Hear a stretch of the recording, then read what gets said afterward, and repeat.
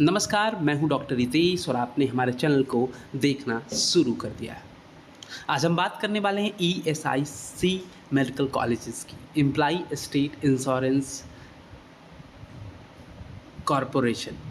अब जो ESIC medical colleges की बात करने वाले थंबनेल से आपको पता लग गया हो कि क्या बातें करने वाले हैं, तो वीडियो को अंत तक ज़रूर देखिएगा ताकि आपको पूरी डिटेल मिल सके।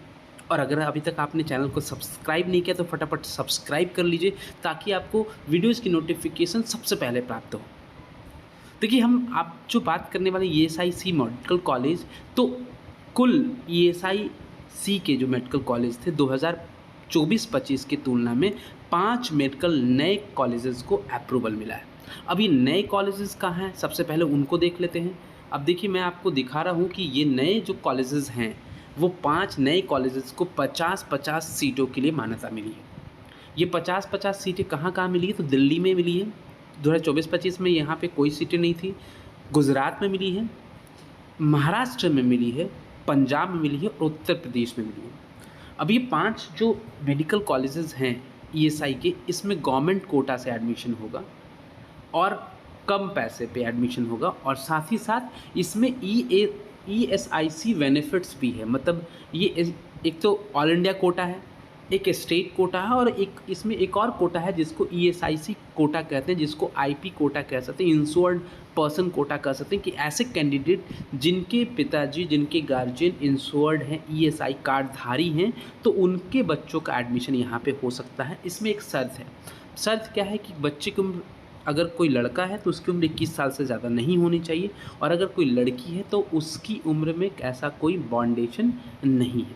तो वो कैंडिडेट जिनके पिताजी, जिनके गार्जियन ईएसआई कार्डधारी हैं, उनके लिए अपॉर्चुनिटी बढ़ रही है, क्योंकि 250 सीटों जो हैं ये ईएसआई मेडिकल कॉलेज में इस साल 2025-26 को इंक्रीज हुआ है और कुछ सीटें राउंड 3 में भी आ रही हैं।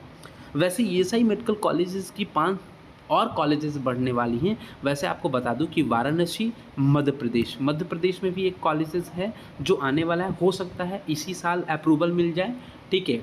और एक वाराणसी में एक कॉलेज को ऑलरेडी अप्रूवल है, उत्तर प्रदेश में एक कॉलेजेस है, ठीक है, जिसका अप्रूवल है, और एक वाराणसी में कॉलेजेस जो है उसकी अप्रूवल आने वाली है। तो वहाँ भी हो सकता है मेडिकल की पढ़ाई शुरू हो।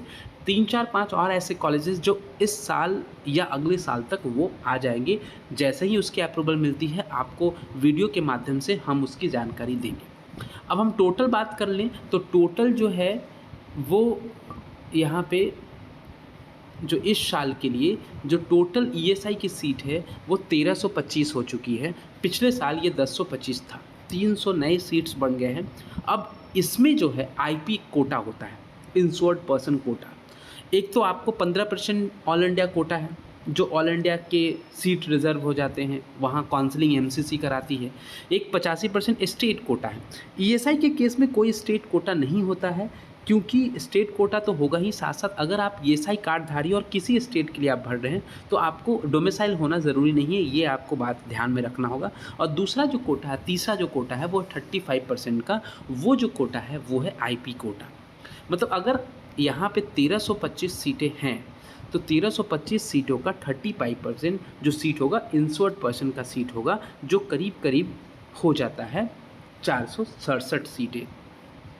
1325 का 35% अगर आप करेंगे तो आपकी जो कुल सीटें आएंगी 1325 × 30 और 5 35 अगर सीटें कर लेंगे तो कुल जो सीटें का संख्या होगा वो 467 के आसपास का होगा।